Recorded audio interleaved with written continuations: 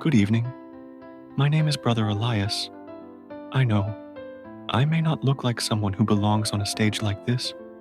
I wear no costume, I carry no instrument, and I bring no act to entertain. But what I do carry are 40 years of silence. You see, when I was 20 years old, I took a vow to step away from the noise of the world, to live in stillness, and to speak no words, unless they were necessary, honest, and born from truth. For 4 decades, I have not spoken aloud, not a single word, not even a whisper. People often ask, why? And the answer is pain. When I was young, I lost someone I loved more than life itself. My sister. Her name was Miriam. She was gentle, joyful, and far too good for this world. When she died, I could not find words strong enough to hold that grief. So, I gave up all words. Until now. Tonight, for the first time in 40 years, I choose to speak, not to break my silence, but to honor it. Because inside that silence lived something sacred, something I never dared to share until this moment. For the past 40 years, I've lived in a monastery deep in the mountains.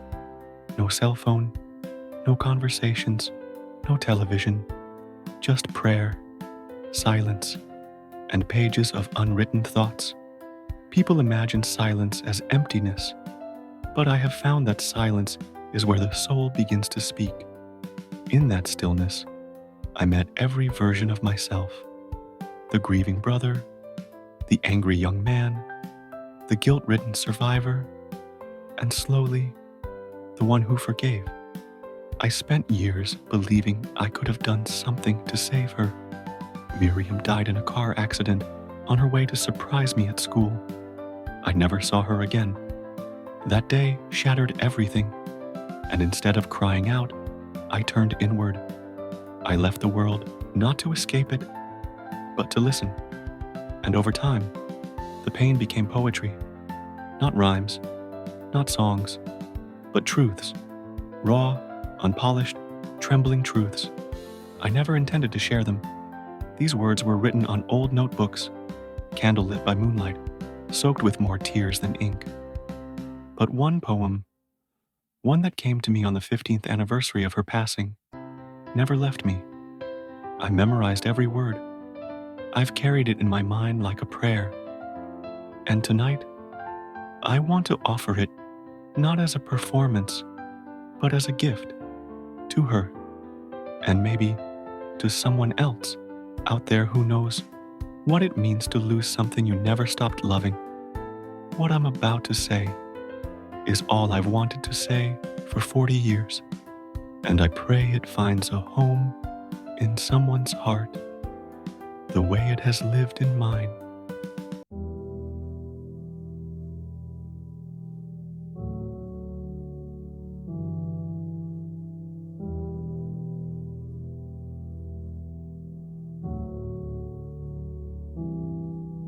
I spoke to her in silence, where the world could never hear.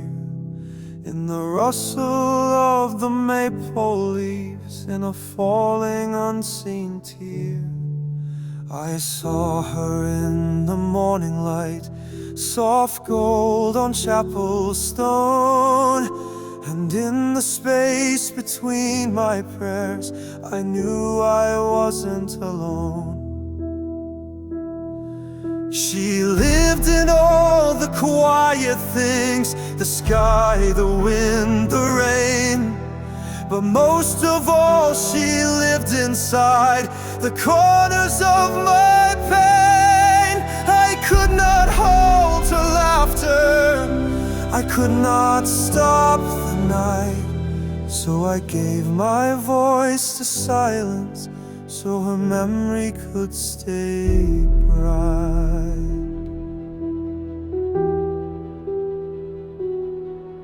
They said that time would heal me, but I never asked it to. I didn't want the scar to fade, I just wanted it to be true. So I wrote this poem in darkness, with my soul as trembling ink. And tonight I speak it out loud, because grief still dares to think. She lived in all the quiet things, the sky, the wind, the rain. But most of all, she lived inside the corners of my pain. I could not hold her laughter, I could not stop the night. So I gave my voice to silence, so her memory could stay bright.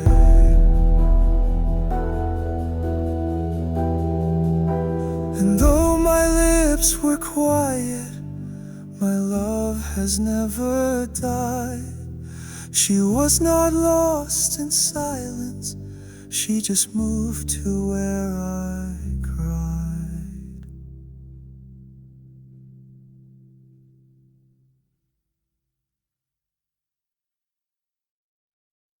Brother Elias lowers the hand holding the poem and looks up for the first time since he began. His voice never raised, not once, but every syllable was etched with something deeper than volume. Truth. The room is silent. No clapping, no movement. Even the judges sit frozen, eyes glossy, hands covering mouths. He takes one deep breath and says softly, "I have no song to sing, no dance to give, only these words, carved by time, softened by love, and spoken now, so she can hear them, wherever she is." He gently places the paper on the stage floor, bows his head, and steps back. No lights flash, no music plays, but something sacred lingers in the air. And then, slowly, like a wave moving through the soul, the entire auditorium rises to their feet. Applause breaks out, but not loud and wild. It's soft, almost reverent, a standing ovation, not for spectacle, but for something holy. Thank you. I never imagined I would speak again. For 40 years, I believed that silence was my safety, my way to stay close to her. But tonight, I've learned something. Silence can protect, but it can also hold you prisoner. And sometimes, healing begins the moment we allow our grief to speak, even if it shakes, even if it breaks. I didn't come here to be understood. I didn't come for applause. I came to say one thing, that love, real love, does not die in silence. It waits, it listens, it lives in poems you're too afraid to read out loud. And if even one person here tonight remembers her name, then my vow was never broken,